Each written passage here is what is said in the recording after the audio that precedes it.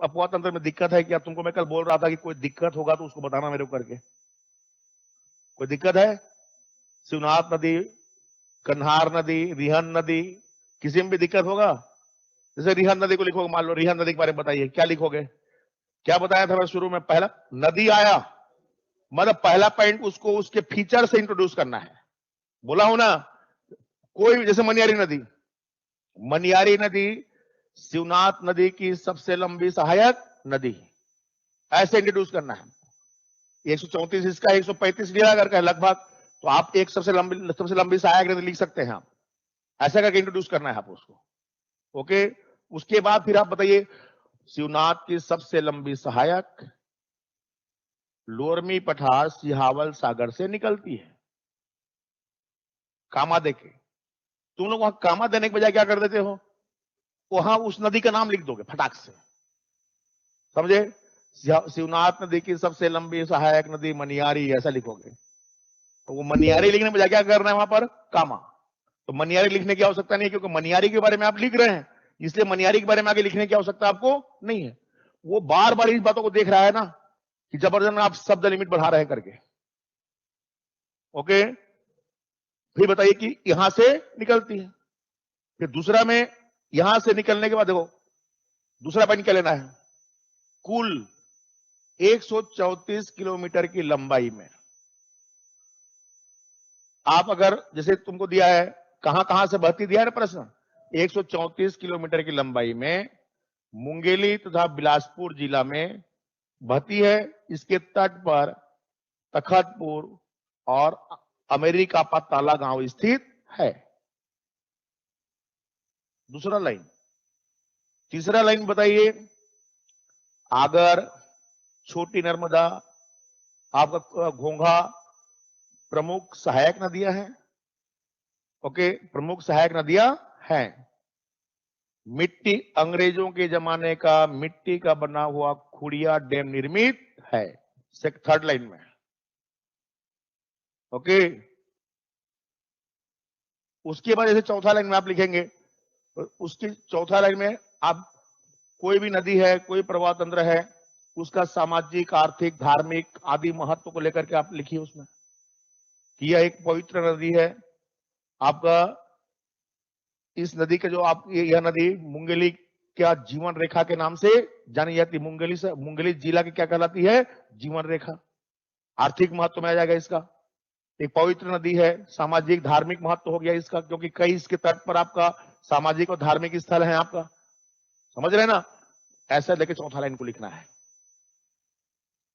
हमेशा ढांचा ऐसा रहेगा, पहले उसको मेन क्या करना है आपका, उसके मेन फीचर्स को लेके इंट्रोड्यूस कीजिए उसको।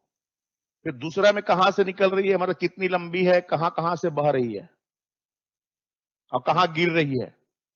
ओके, तो जैसे आप लिख दिए हैं कि शिवनाथ की सबसे लंबी सहायक नदी, तो शिवनाथ में गिरती है, फिर लिखने की आवश्यकता नहीं है, क्योंकि आपने पहले ही बता दिया है कि शिवनाथ की क्या है आपका सहायक, मतलब कहां जाके गिरेगी, शिवनाथ। गलतियां आप लोगों से यहां पर हो रहा है ना, इससे वर्ड लिमिटेशन क्या हो रहा है आपका, बढ़ जा रहा है। देखो, क्लास हो जाना, नोट्स बना लेना, पढ़ लेना, मेंस दे देना, सब अलग अलग बातें हैं। मेंस 5-5 बार लोग दे चुके हैं, अभी तक मेंस पास नहीं हुए हैं, और 5-5 बार इंटरव्यू दे चुके और अभी तक पोस्ट नहीं लिए हैं। अब कोई आ रहा है पहली बार मेंस दे रहा है, पहली बार डीसी, कहीं ना कहीं तो अंतर है ना डियर, समझ गए? जिन बातों को मैं बोल रहा हूं अगर आप फोकस नहीं तो किए तो आपको नंबर नहीं मिलेगा ना, 0.5 नंबर मिलेगा ना भाई, मैं कहां बोल रहा नहीं मिलेगा, लेकिन हमको 2 नंबर लेना है ना यार। क्लास होने बस से मतलब नहीं है भाई, आप लोग जिन बातों को आपको सबसे ज्यादा मेंस में जरूरत है उसी पे सबसे कम फोकस कर रहे हो आप लोग। सबसे ज्यादा फोकस करना है लाइटिंग पे, सबसे ज्यादा फोकस करना है क्वेश्चन के स्ट्रक्चर पे।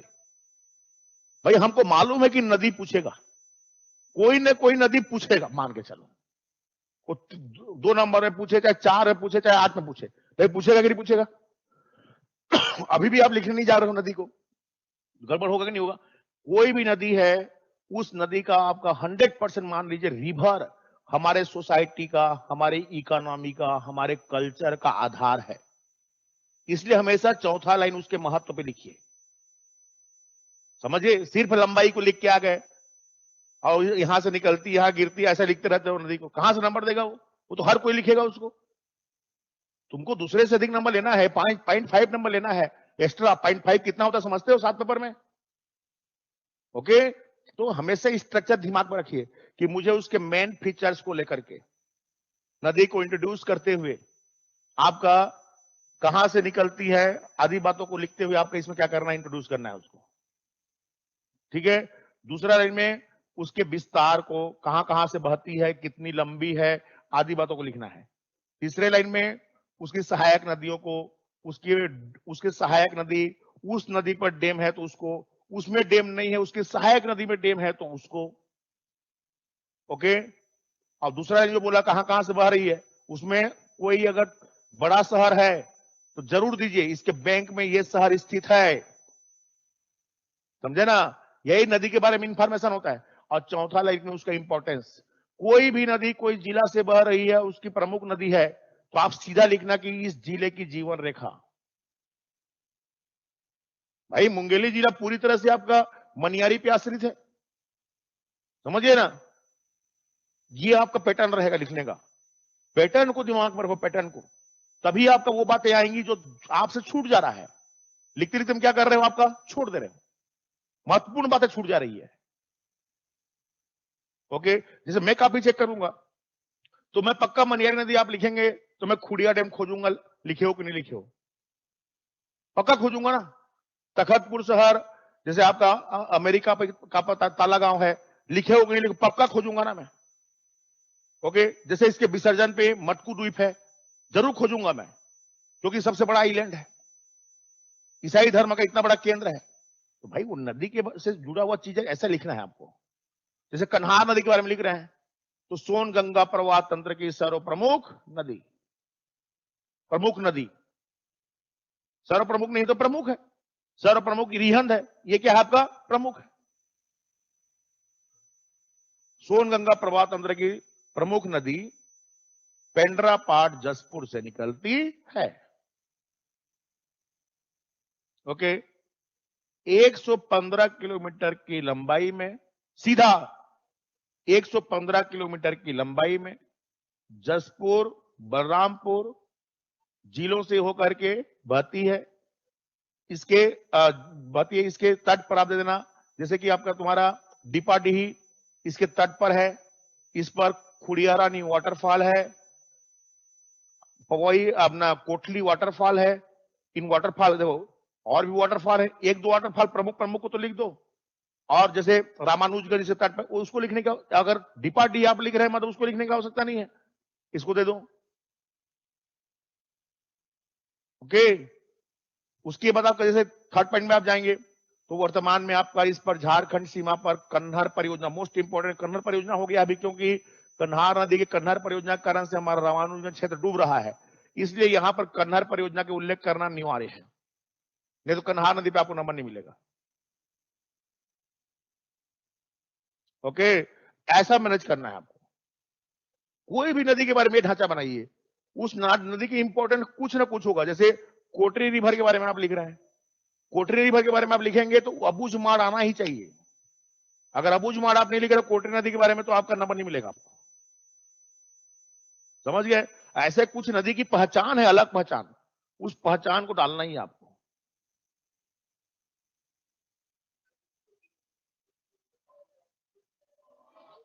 हाँ। गोपत नदी के बारे में कम इंफॉर्मेशन क्यों जा रहा है? देखो, एक तो सोनगंगा प्रवाह तंत्र की नदी है, देवगढ़ की पहाड़ी से निकलती है ना? आपका इसके, जैसे मैं आपका जो चीज बता रहा हूं था कि सामाजिक आर्थिक महत्व एक महत्वपूर्ण पॉइंट है ये।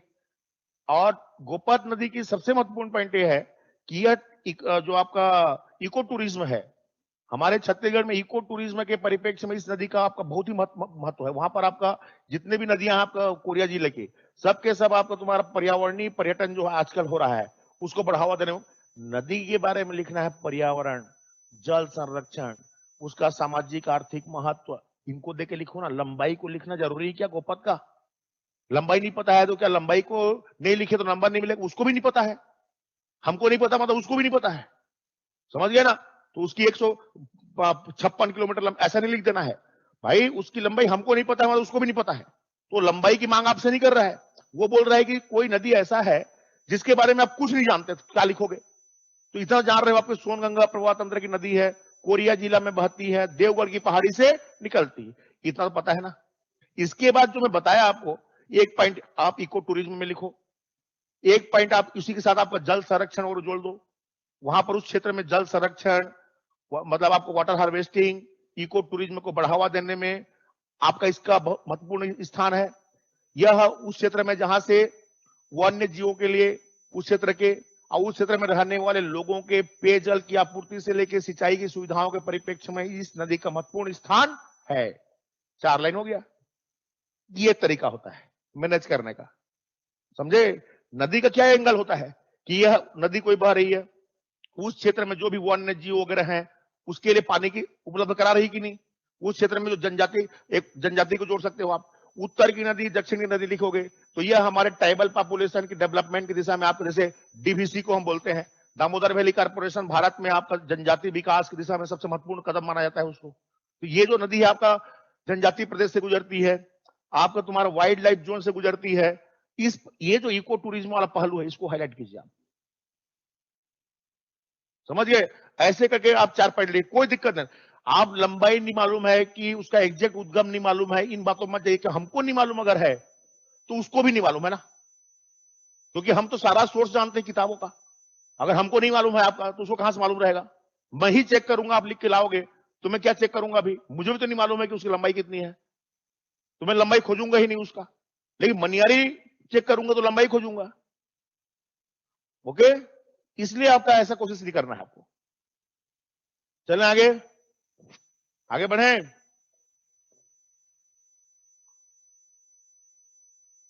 जनसंख्या में कोई दिक्कत किसी पॉइंट में?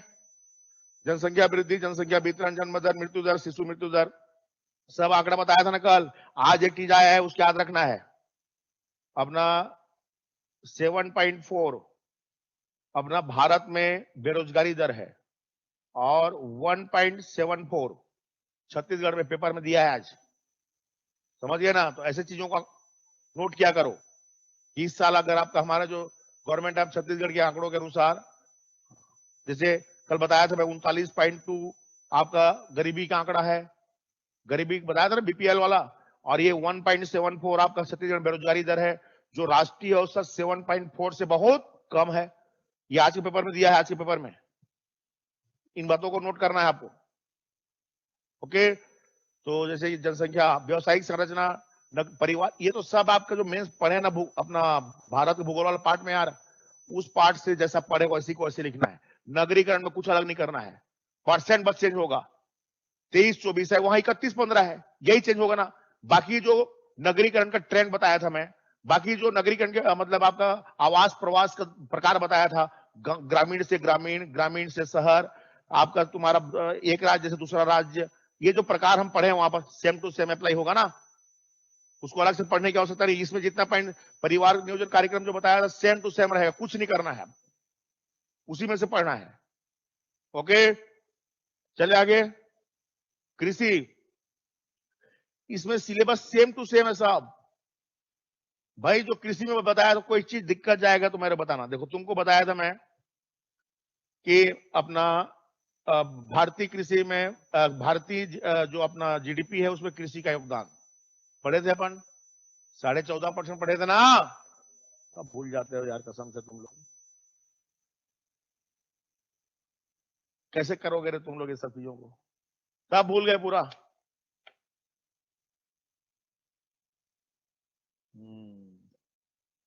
रुक जाओ, मैं आज शाम को इसको एक काम करते हैं अपन, इसके आंकड़ों को मैं आज शाम वालों क्लास में लिखवाता हूँ, तो तुम लोग उसको क्या करना, कल कॉपी कर लेना, समझ गए। तो एक कृषि का केंद्र और राज्य दोनों का आंकड़ा जो पढ़ाया था केंद्र वाला को, उसके बगल में राज्य वाले को लिखवा देता हूं मैं, समझ गया। भारत की जीडीपी में कितना योगदान है, छत्तीसगढ़ में कितना योगदान है, वहां पर चावल कितना है, यहाँ चावल कितना है, ये सब आंकड़े लिखवा दे रहा हूँ शाम वालों को।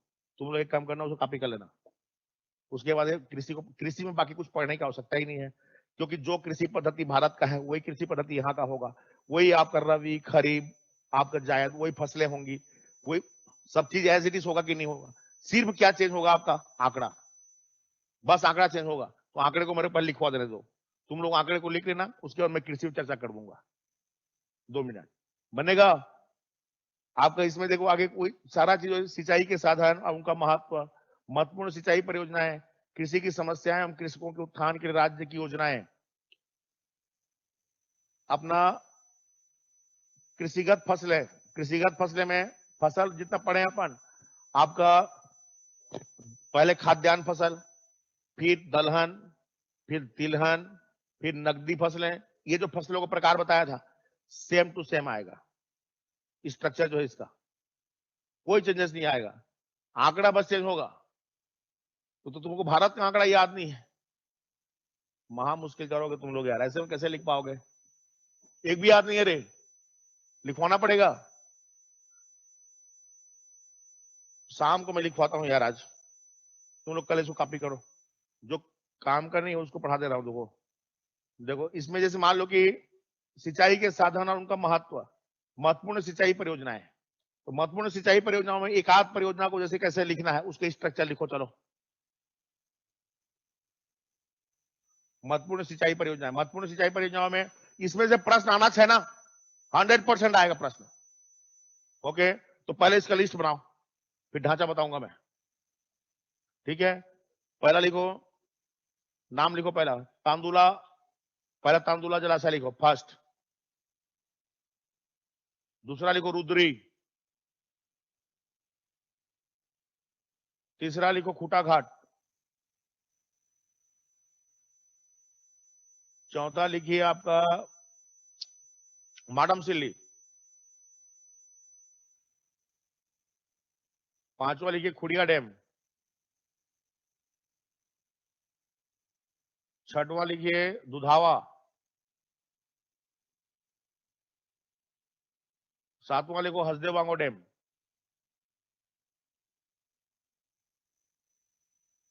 फिर लिखिए मिनी माता अपना रविशंकर जलाशय मतलब गंगरेल डैम,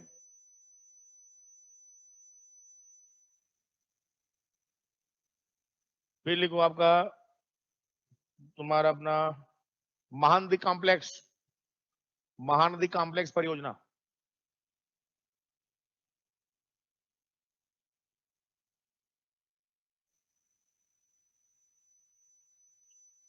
ओके। और इनका डेट लिखो, पहला पहला क्या लिखे हो, तांदुला 1913,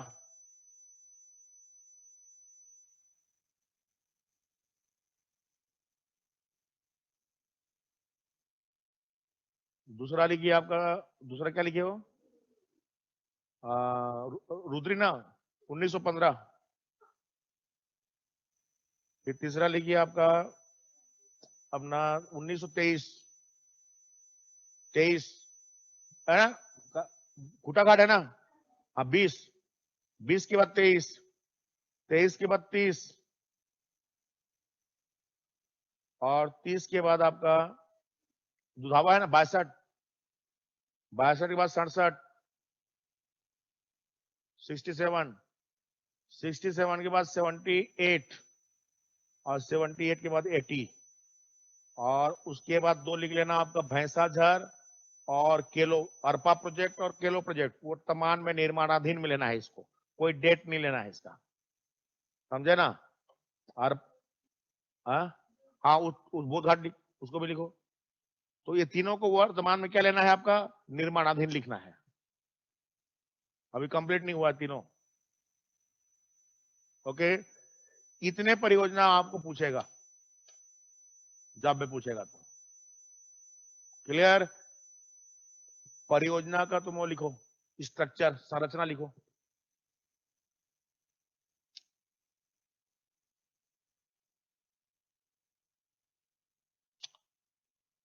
कोई मेन फीचर होगा उसका, देखो पहला पॉइंट, पहला पॉइंट प्रमुख विशेषता, मेन फीचर्स प्लस नदी का नाम प्लस जिला का नाम, ये फर्स्ट पॉइंट में रहेगा। जैसे कि तांदुला जलाशय छत्तीसगढ़ की पहली नदी घाटी परियोजना, तांदुला नदी में बालोद जिला में निर्मित है, बालोद जिला में स्थित है, ऐसा लिखना है। 3 पॉइंट आया। कोई सा भी ऐसा लिखोगे, जैसे कि आपका तुम्हारा मान लो खुड़िया डैम लिख रहे हो, तो खुड़िया मिट्टी का बना हुआ आपका अंग्रेजों के जमाने का बांध है। मिट्टी का बना हुआ बांध, मिट्टी का बना हुआ यह बांध मनियारी नदी पर आपका तुम्हारा मुंगेली या लोरमी तहसील में स्थित है। मुंगेली जिला लिखो या लोरमी तहसील, ऐसा टाइप का लिखना है। ओके, दूसरा लिखिए, अगर उस डैम की तुमको आपका डेट कब बना लिखो, कब बना, कितना लंबा है, आदि बातें, लंबाई चौड़ाई आदि। ओके, जो भी आपका इसके बारे में जानकारी है, कब बना है, कितना लंबा है, जैसे आपका हजरतबाग डैम वगैरह गंगरेल डैम वगैरह के बारे में लिखोगे तो आपका लंबाई चौड़ाई ऊंचाई लिखना पड़ेगा ना इसका। ओके, और आप इसमें जैसे कि उसका जो अगर मान लो कि थर्ड पॉइंट में आए, पहले थर्ड पॉइंट में इरिगेशन एरिया, सिंचाई क्षेत्र, सिंचित क्षेत्र। ओके, ब्रैकेट में लिखना कि डैम का साइज, लघु डैम है, मध्यम डैम है, बृहद, वो सिंचाई परियोजना के आधार पर होता है ना, छोटी परियोजना है, मध्यम परियोजना है, बड़ी परियोजना, क्या परियोजना वो लिखना है। ओके, आपका अगर आपका वह हाइड्रो पावर प्रोजेक्ट है, कामा करके लिखो, उसी में लिखना है सिंचाई परियोजना और हाइड्रो पावर प्रोजेक्ट आदि।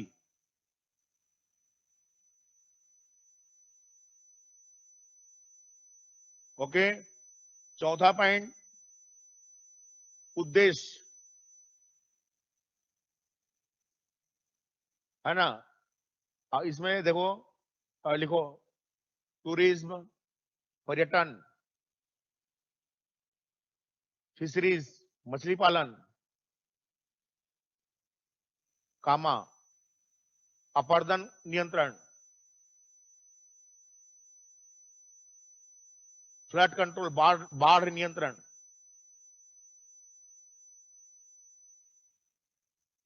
कामा, वाटर हार्वेस्टिंग, जल संरक्षण, कामा, पर्यावरण संरक्षण, इन्वायरमेंट कंजर्वेशन, कामा, जनजाति विकास, ट्राइबल डेवलपमेंट,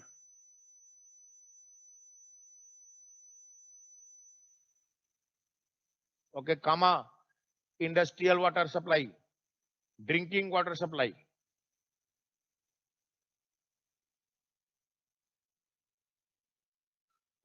ये जो आखिरी में लिखे हो, तो आप कोई भी डैम के बारे में लिखो, इसमें से कुछ ना कुछ मिलेगा आपको। या तो किसी शहर को पेयजल के लिए बना है, या किसी उद्योग को इंडस्ट्रियल वाटर मिल रहा है, या मछली पालन में आगे है वो, या फिर पर्यटन के लिए आगे है, जैसे माडम सिल्ली बोलते रहते, टूरिज्म के लिए एकदम टॉप में है, खूटा घाट टूरिज्म में टॉप में है, जान रहे हो ना। मतलब ये जो आखिरी में लिखे हो, आप सबको एक साथ लिखना नहीं बोल रहा हूं मैं, जो जिस परियोजना में जो चीज अप्लाई हो रहा है उसको लिखना है। ओके, तो ऐसे पॉइंट को दिमाग में रखना है आपको, चाहे वो भारत की परियोजना हो चाहे छत्तीसगढ़ का हो।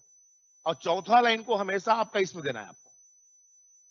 अगर 8 लाइन में लिखना रहेगा तो इसी में से डबल कर दो, सबको मिला के लिख दो, पक्का नंबर मिलेगा ना आपको। ये स्ट्रक्चर रहेगा आपका, इस स्ट्रक्चर को रट डालना है पूरा आपको, समझ गए। और उसके हिसाब से कोई भी नदी आप, और नदी की विशेषता खोजना है तो हर नदी की अपनी अपनी विशेषता है, समझ गए। कोई भी नदी बोलोगे, कोई भी डैम बोलोगे, सबकी अपनी अपनी विशेषता है, उसको लेकर के लिखना शुरू करना है, वो सबसे बेस्ट होता है उसका लिखने का तरीका वो। ओके, इसमें आपकी कोई भी डैम बताओगे आपका अपना, जैसे मान लो कि जितना भी अंग्रेजों के जमाने के डैम थे, उसको कुछ नहीं समझ में आएगा तो लिखना कि अंग्रेजों के जमाने का मिट्टी का बना हुआ यह बांध बिफोर 1950 जितना बना है सब मिट्टी के हैं, समझ गए ना। तो अंग्रेजों के जमाने का मिट्टी का बना हुआ यह बांध, ऐसा कर शुरू करना है, इस जिला में इस नदी पर निर्मित है। नदी को बाद में लिखोगे तो, और नदी को पहले लिखते हो तो इस नदी में इस जिले में स्थित है, दोनों में एक ही लिख देते हो बेटा तुम लोग, समझे। नदी लिखोगे तो भी स्थित लिखोगे, और नदी लिखोगे तो नदी पर निर्मित है, और बाद में अगर शहर आ रहा है, जिला आ रहा है, तो इस जिला में स्थित है, ऐसा लिखाएगा। ओके, फिर दूसरा पैटर्न से बोल रहा हूं मैं, जितनी परियोजना आपको लिखाया हूं ये सब के सब बड़ी परियोजनाएं हैं, ये सब के सब का आपका सिंचाई क्षेत्र 10,000 हेक्टेयर से ज्यादा है सबका। ओके, हसदेव बांगो डैम को 4.5 लाख है, तुम्हारा आपका गंगरेल डैम का आपका 2,53,000 हेक्टेयर है, 2 लाख से अधिक है। अभी जैसे अभी बढ़ रहा है आपको तुम्हारा अरपा भैंसाझार 22,500 23,000 हेक्टेयर है, समझ रहे ना। तो सबका 10,000 ऊपर से अधिक है, मतलब दीर्घ परियोजना में आएगा ये। कल से बता रहा हूं 10,000 हेक्टेयर से अधिक को क्या बोलते हैं आपका बड़ी परियोजना, लार्ज स्केल आपका प्रोजेक्ट में आएगा वो, ठीक है। अब उसमें किसी में जैसे, अच्छा इसमें उसको लिखे हो तुम सिकासार को लिखो, एक छूटा है सिकासार, कभी पूछेगा सिकासार परियोजना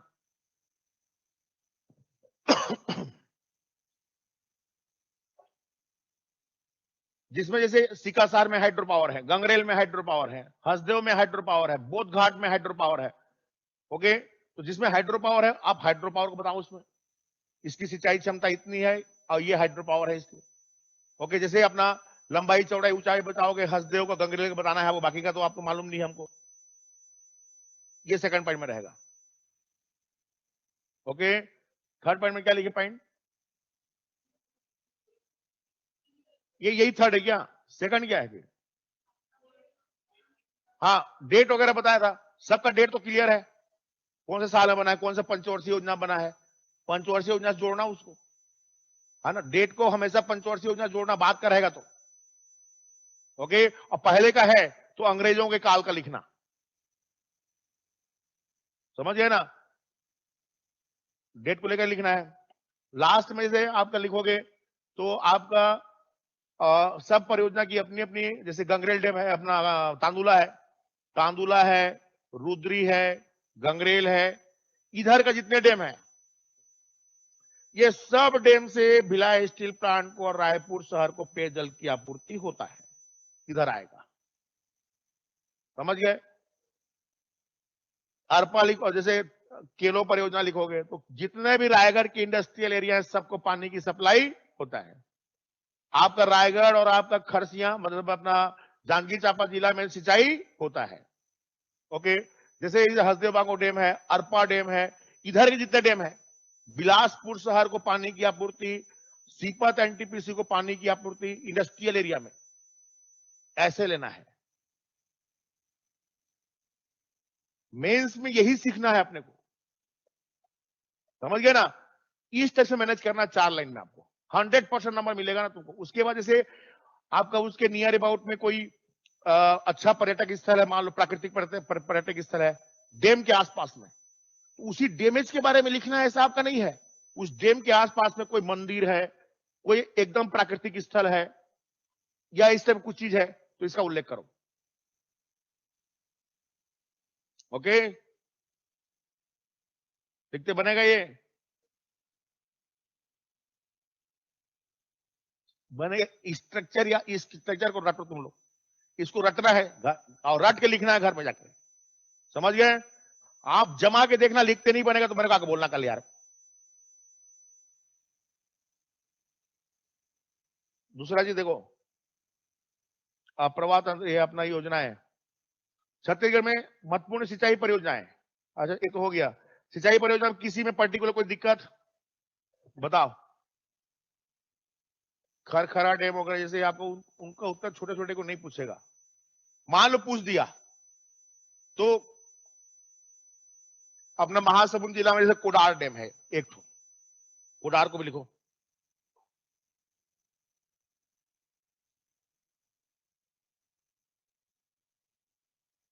कोडार डैम है,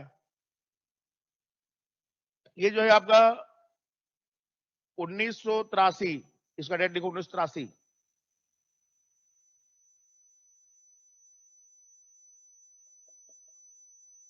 कोडार डैम कोडार नदी पर निर्मित है, महासमुंद जिला में स्थित है।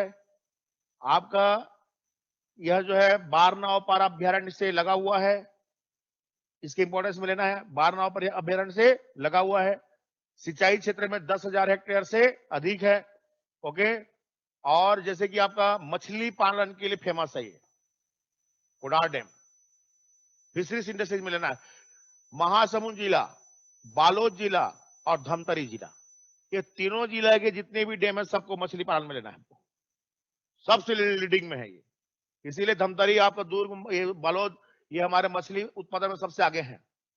ऐसे खोजना पड़ेगा आपको, तो आप मैनेज कर पाओगे। एक ही पॉइंट को लिख के मत आ जाना, समझे ना, नंबर नहीं मिल रहा है भाई। कोई भी डैम है तो उसका ये सब पर्पस है ये। ओके, अब देखो आपका सिंचाई के साधन छत्तीसगढ़ में, तो छत्तीसगढ़ में सिंचाई के साधन वर्तमान में आपका आर्थिक सर्वेक्षण के अनुसार 38% भाग सिंचित है हमारे छत्तीसगढ़ में। ओके, यहां पर आपका लगभग 55% से 60% भाग नहरों सिंचाई होता है। क्या है आपका? नहरी सिंचाई है। ओके, लगभग 25 से 30% भाग, ऐसा लिखना है आपको, एकदम 29% ऐसा लिखने की आवश्यकता नहीं है, समझ गए। लगभग 25 से 30% भाग किससे है आपका? ट्यूबवेल से। ओके, नलकूप से सिंचाई होता है। उसके बाद का तो आपका 5 से 8%, ऐसे 5 से 8%, 2 से 3% ऐसा लिखना है, ठीक है।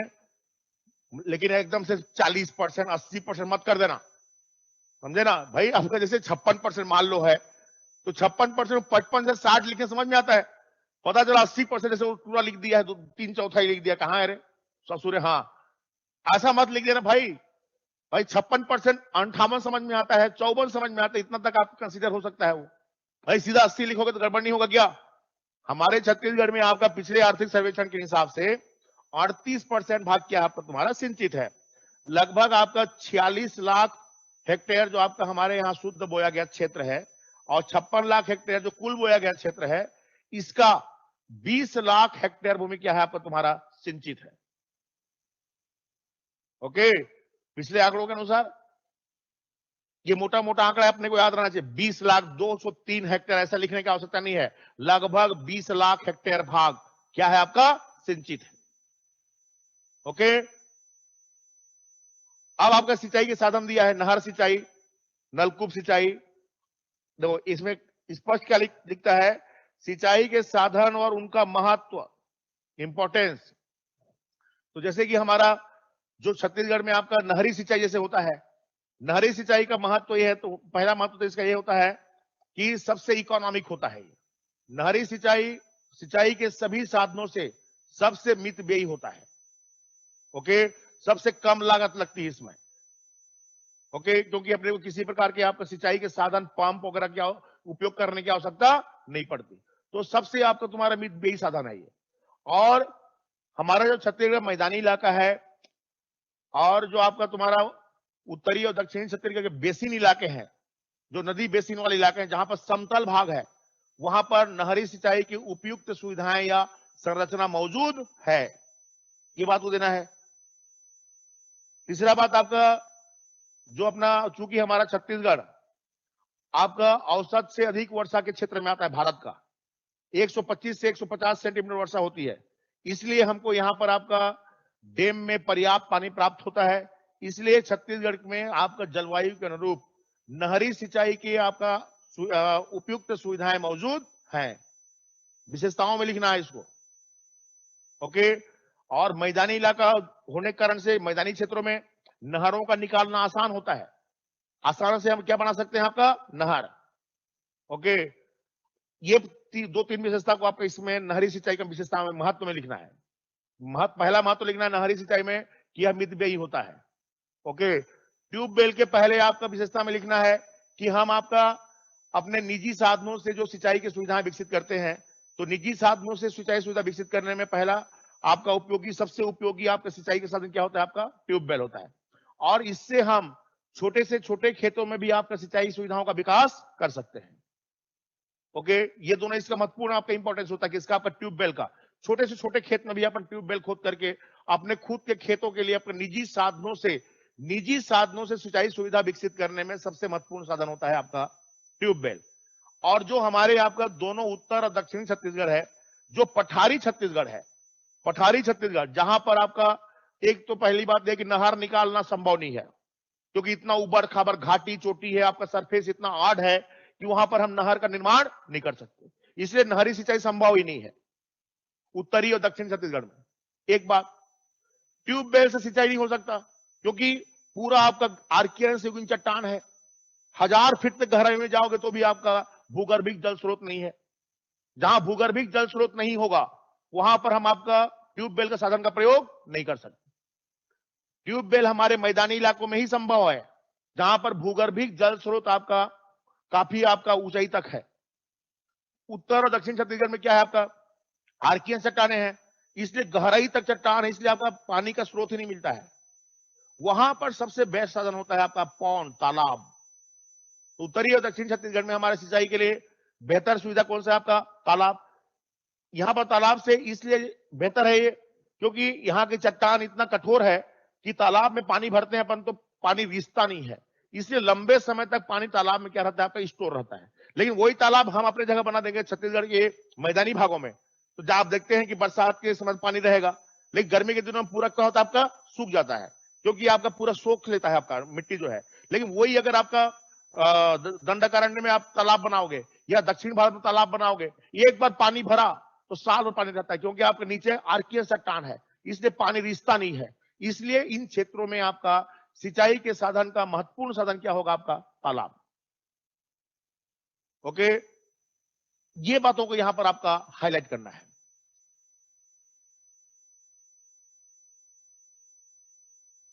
ओके, मेन फीचर्स को नहीं भूलना है। मैदानी इलाकों में नहर, अब मैदानी इलाकों में जहां पर पर्याप्त भूमिगत जल स्रोत होता है वहां पर ट्यूबवेल, और स्थानीय सिंचाई सुविधा और निजी साधनों से सिंचाई के परिप्रेक्ष्य में ट्यूबवेल। और जो हमारे पठारी अंचल हैं, पठारी अंचल कठोर भूगर्भिक संरचना वाले जो क्षेत्र हैं, ज्यादा कठोर इंटरनल स्ट्रक्चर वाले जो एरिया है, वहां पर तालाब के द्वारा सिंचाई सबसे उपयुक्त साधन है। ओके, तालाब से हमारा छत्तीसगढ़ में जोत का छोटा आकार है, और जोत का छोटा आकार होना और यहां पर आपका इस परिप्रेक्ष्य में तालाब से सिंचाई जो है आपका बहुत ही सुविधाजनक होता है, जोत का छोटा आकार होने के कारण से, क्योंकि 2 एकड़ 4 एकड़ 10 5 एकड़ आपके पास हमारे पास जमीन है। ओके, आज जो हमारे छत्तीसगढ़ में जोगी डबरी योजना चल रहा था, जिसमें छोटे छोटे डबरी बना करके, जैसे आपके पास 5 एकड़ खेत है, आधा एकड़ खेत में डबरी बना दिया, अब उस खेत से पूरा का पूरा 4.5 एकड़ क्या होगा, आपका सिंचित हो जाएगा।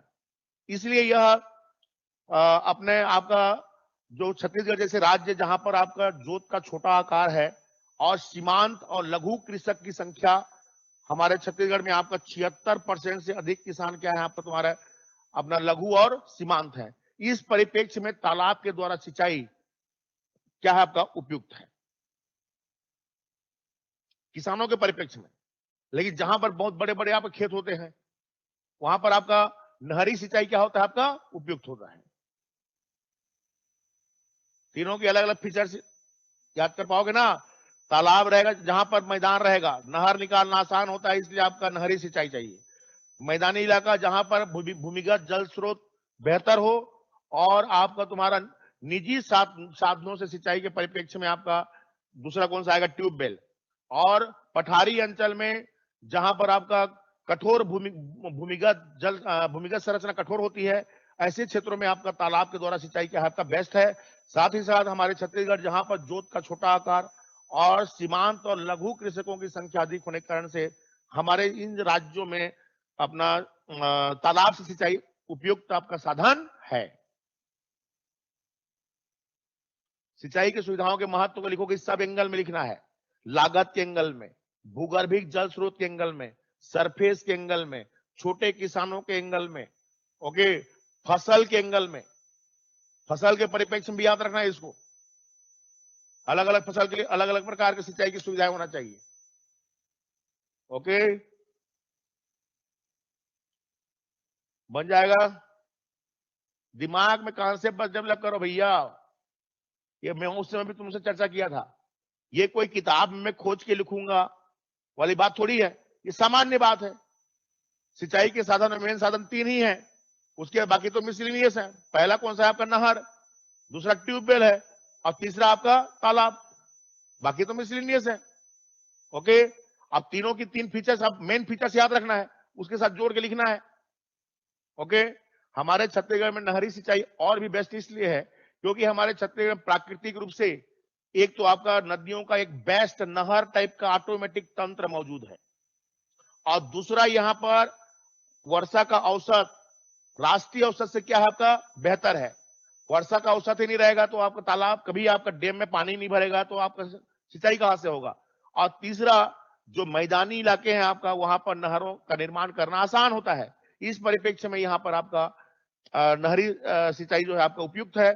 यही कारण है कि छत्तीसगढ़ में 55 से 60% हिस्सा वर्तमान में आपका केनाल इरिगेशन के अंतर्गत आता है। ओके, ऐसा टाइप का लिखना है यार। समय बहुत कम बच गया है, चर्चा बहुत करना है भाई, समझ रहे हो? इतने में समझ जाना पड़ेगा आप लोगों को, मैं इससे ज्यादा चर्चा नहीं कर पाऊंगा।